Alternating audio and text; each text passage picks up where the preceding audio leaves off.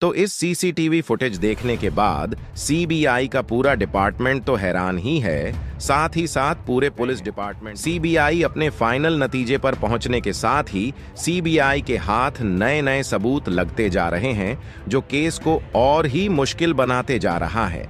अभी तक तो संजय रॉय को ही डॉक्टर बिटिया का मुख्य आरोपी समझ रहे थे, लेकिन सीबीआई के हाथ जो वीडियो हाथ लगा है, इसने पूरे केस को नया मोड़ दे दिया है कि डॉक्टर बिटिया के साथ जो रेप किया गया, उसके बाद उसका मर्डर किया गया, यह करके सिर्फ गुमराह किया गया। असली वजह डॉक्टर बिटिया को मारने के पीछे कुछ और ही था। दोस्तों, आपको बता दें, अभी तक सीबीआई ने कई लोगों का पॉलीग्राफ टेस्ट ले लिया है। पॉलीग्राफ टेस्ट के दौरान कुछ नए सबूत हाथ लगा है। सबसे पहले मैं आपको बता दूं कि संजय राय नहीं, सबसे खूंखार दरिंदा आरजीकर मेडिकल कॉलेज का पूर्व प्रिंसिपल संदीप घोष है। संदीप घोष ऐसा दरिंदा है जिसने खुद की पत्नी तक को नहीं छोड़ा। सीबीआई ने संदीप के घर को रेड मारा और पड़ोसियों से पूछा गया तो पता चला कि संदीप घोष की पत्नी का ऑपरेशन हुआ था और संदीप घोष गुस्से में आकर पत्नी के पेट पर लात मार दिया था, जिससे उसके पेट के टांके टूट गए और ब्लीडिंग होने लगी। फिर भी यह दरिंदा देखता रहा। उसकी पत्नी तड़पती रही, इसको दया तक नहीं आया, उसको मरने के लिए वहीं छोड़ दिया था। लेकिन पड़ोसियों से यह दर्द देखा नहीं गया। पड़ोसियों ने उसे अस्पताल ले जा रहे थे, तभी बीच में इसकी पत्नी ने दम तोड़ दिया था। तो दोस्तों, देखो कितना दरिंदा है। पूरे देश के लोग गुस्से में हैं। संदीप घोष को फांसी देने की मांग कर रहे हैं। संदीप घोष अस्पताल के अंदर लड़कियों को भी लाता था, यानी कि इससे यही साबित होता है कि अस्पताल के अंदर सेक्स रैकेट चल रहा था। डॉक्टर बिटिया को कुछ ऐसा पता था जो संदीप घोष के गले का फंदा बन सकता था। इसीलिए संदीप घोष अपने साथियों के साथ मिलकर डॉक्टर बिटिया के साथ इतना निंदनीय अपराध किया है। दोस्तों, सूत्रों के हवाले से यह खबर मिली है कि संदीप घोष की पहुंच ममता बनर्जी तक है। इसीलिए बताया जा रहा है कि संदीप घोष को लगातार बचाने की कोशिश किया जा रहा है। पूरा पुलिस डिपार्टमेंट पूरे केस में टाल मटोल करता हुआ नजर आ रहा है। इसीलिए तो घटना स्थल पर 40 मिनट लेट पुलिस पहुंची थी। तब तक कई अहम सबूतों को मिटा दिया था। इसके अलावा सिर्फ संजय राय को फंसाकर पूरे केस को क्लोज करना चाहती थी, लेकिन अहम वक्त पर सीबीआई आ गई, नहीं तो डॉक्टर बिटिया को कभी इंसाफ मिलता ही नहीं। लेकिन अभी दोस्तों, ऐसे ऐसे पेंच फंस रहे हैं, ऐसे ऐसे नए सबूत मिल रहे हैं।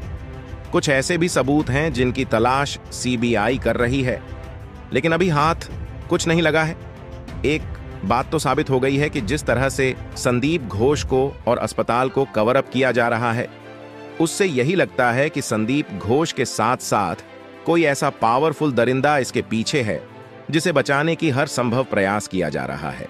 तभी तो बीच बीच में कुछ ऐसे ऐसे हरकत किया जा रहे हैं ताकि सीबीआई का ध्यान मैन केस से हट जाए। लेकिन अभी अभी जो वीडियो आई है, इसने एक नया ही मोड़ इस केस में ला दिया है। तो दोस्तों, इस वीडियो से क्या नया खुलासा हुआ है, जानेंगे इस वीडियो में। लेकिन उससे पहले डॉक्टर बिटिया को इंसाफ मिले और उसके जो अपराधी दरिंदे हैं, उन्हें फांसी की सजा दी जाए। आरजी मेडिकल कॉलेज के अंदर से जो जानकारी सामने आई है कि यह वीडियो घटना के तुरंत बाद का है, जिसमें सेमिनार हॉल के अंदर का दृश्य वीडियो में देखा गया है कि सेमिनार रूम के भीतर शव फर्श पर पड़ा है। शव को नीले कपड़े से ढका गया था। शव को ढकने के लिए बगल में सिर्फ सफेद कपड़ा लटका हुआ है। टेबल पर एक बैग भी रखा हुआ है जो कि डॉक्टर बिटिया का है, जिसके साथ दरिंदगी की गई थी। और वीडियो घटना के कुछ देर बाद का बताया गया है। इसी से जुड़ा एक और अहम वीडियो मिला है जिसमें देखा गया कि सेमिनार रूम के सामने और अंदर बड़ी संख्या में लोगों की भीड़ जमा है। कोलकाता पुलिस की कार्यशैली पर बड़ा सवाल खड़ा कर दिया। 45 सेकंड के इस वीडियो को 9 अगस्त की सुबह उसी सीन ऑफ क्राइम का बताया जाता है, जहां अस्पताल के अंदर ट्रेनी डॉक्टर के साथ रेप और कत्ल जैसी भयानक वारदात हुई थी। इस वीडियो में सीन ऑफ क्राइम में लोगों की भीड़ दिखी, जिसमें वे एक दूसरे से बातें करते, ताकते, झांकते और मोबाइल फोन चलाते देखे गए। इससे भी ज्यादा हैरानी की बात यह है कि लोगों की इस भीड़ में पुलिस वाले भी मौजूद रहे। कोलकाता पुलिस ने वीडियो को 9 अगस्त की सुबह अस्पताल के सेमिनार रूम का तो माना है, लेकिन उसका कहना है कि तब तक उसने लाश के इर्द गिर्द वाली जगह यानी घेर दिया था और यह लोग उस घेरे बंदी वाली जगह के बाहर खड़े हैं। लेकिन कोलकाता पुलिस की इस सफाई से ही यह साफ है कि इतने सारे लोग उसी सेमिनार हॉल के अंदर तब घुस आए जब हॉल में लाश पड़ी थी।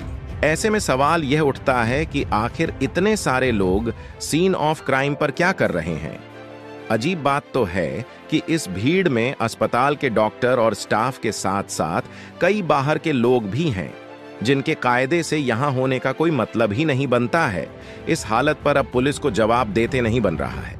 हालांकि कई एक्सपर्ट सवाल उठा रहे हैं कि तब तक जब जांच की शुरुआत भी नहीं की थी तो पुलिस ने यह कैसे समझ लिया कि जहां लाश पड़ी है वहीं कत्ल हुआ है। ऐसा भी तो हो सकता था कि कत्ल कहीं और हुआ हो या फिर सेमिनार हॉल के ही किसी दूसरे हिस्से में हुआ और लाश को खींचकर दूसरे कोने पर लाकर फेंक दिया गया हो।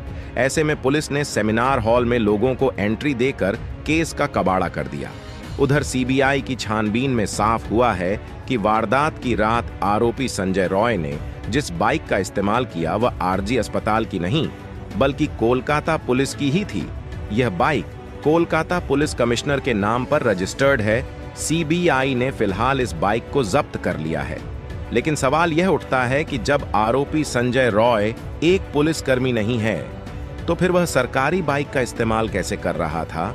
कैसे ऐसे आपराधिक चरित्र वाले शख्स को कोलकाता पुलिस ने अपनी बाइक का इस्तेमाल करने की छूट दे रखी थी। बाइक का इस्तेमाल करने वाला संजय कत्ल के मामले में गिरफ्तार तो हुआ ही, लेकिन इससे पहले भी उसने कानून तोड़ने में कोई कमी नहीं की थी।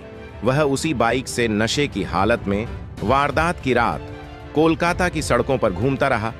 पुलिस ने अंतिम संस्कार के बाद एफआईआर दर्ज की थी। इस पूरे घटनाक्रम के दरमियान अस्पताल प्रशासन पूरी तरह उदासीन रहा। केस में लीपापोती और पर्दा डालने की कोशिश की गई। घटना की सूचना भी परिजनों को देर से दी गई थी। सीबीआई ने कई चौंकाने वाले खुलासे किए। Kolkata doctor rape murder case की जांच फिलहाल सीबीआई के हाथों में है। सूत्र बताते हैं कि सीबीआई मामले में पूर्व प्रिंसिपल संदीप घोष से लगातार पूछताछ और 10 लोगों की पॉलीग्राफ टेस्ट के बाद केस को सुलझाने के करीब पहुंच गई है।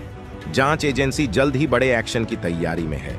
सूत्रों के मुताबिक 1-2 दिन में बड़ा एक्शन हो सकता है। तो दोस्तों, हम यही कहेंगे कि जल्द से संदीप घोष और इसके जो और कातिल हैं उन्हें फांसी की सजा दी जाए। इस विषय पर आपके विचार जानना भी महत्वपूर्ण है। आप इस मामले में क्या सोचते हैं? क्या आपको लगता है कि सख्त सजा अपराध दर को कम कर सकती है? कृपया अपने विचार कमेंट बॉक्स में साझा करें। जय भारत।